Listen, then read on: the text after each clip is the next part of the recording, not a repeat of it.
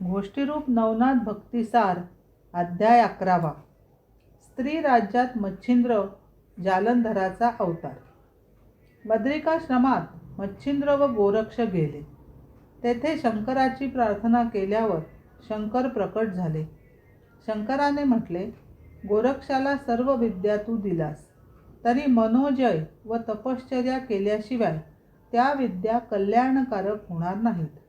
इथे राहून त्याने तीव्र तप करावे.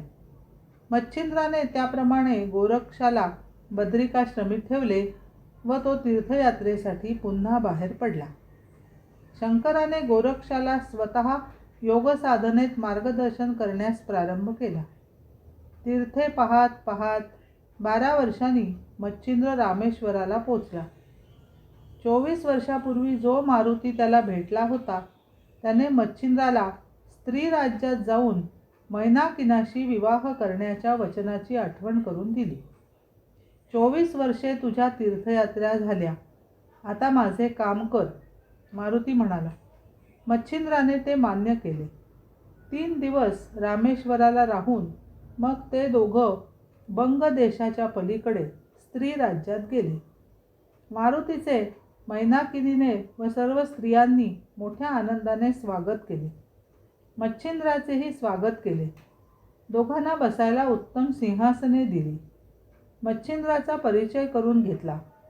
मारुती म्हणाला, मी तुला जो मच्छिंद्रनाथ म्हणून येईल असे पूर्वी सांगितले होते तोच हा तुझी मनोकामना पूर्ण करेल. मैनाकिनीचे मच्छिंद्रनाथावर मन बसले. मारुतीला तिने आपल्या मागणीतून मुक्त केले. मारुती व मच्छिंद्र त्या ठिकाणी 3 दिवस राहिले.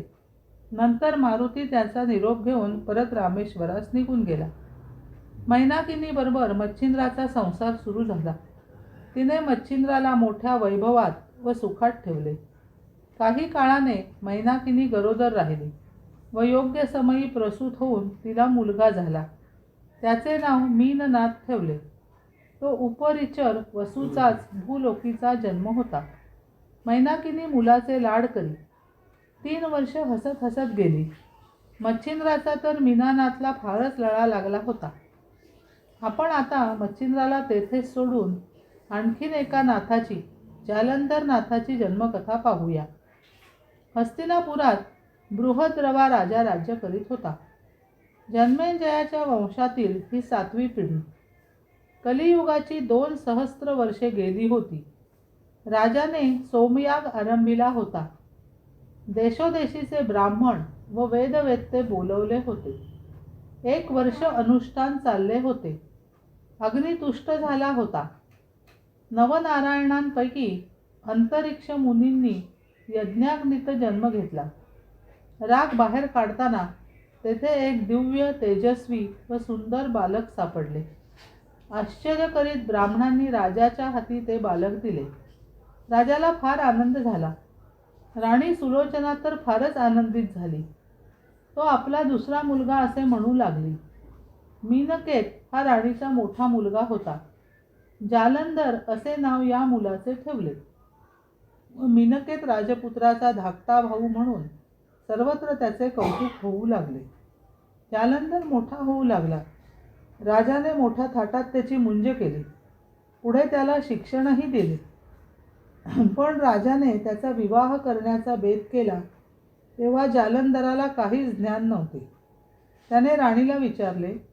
तिला जे सांगता आले त्याने त्याला उमस पडेना.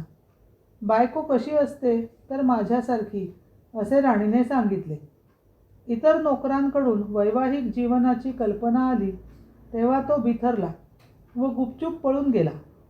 राजाने पुष्कळ शोध केला पण तो सापडला नाही. यज्ञातून ज्याचा जन्म आहे त्याला कसलेही भय नाही, आपण काळजी करू नये, असे मंत्र्यांनी त्याला परोपरीने सांगितले तरी राजा दुःख करीत राहिला. तिकडे जालंधर हिंडत हिंडत घोर अरण्यात गेला.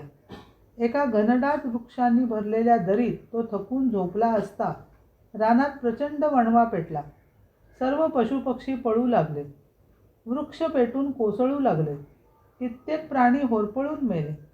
धूरच धूर आकाशात पसरला. जालंधराच्या 4ही बाजूचे रान पेटले. पण अग्नी जेव्हा त्याच्याजवळ पोचला तेव्हा त्यांनी ओळखले, हा आपलाच पुत्र आहे. यज्ञवेदीतून आपण बृहद्रवा राजाला दिला होता. अंतरिक्ष ऋषी आहेत हे. त्याने मानव रूप धारण करून त्याला हळूच उठवले, वणवा शांत केला. जालंधराने त्याला विचारले, आपण कोण? अग्नीने सांगितले, मी अग्नी असून मीच तुझा पिता व माताही मीच. त्याने जालंधराला सांगितले. फलश्रुती, या 11व्या अध्यायाच्या पठणाने अग्निभय नष्ट होईल, दोष नष्ट होऊन संतती प्राप्त होईल. अशा रीतीने 11वा अध्याय संपन्न झाला.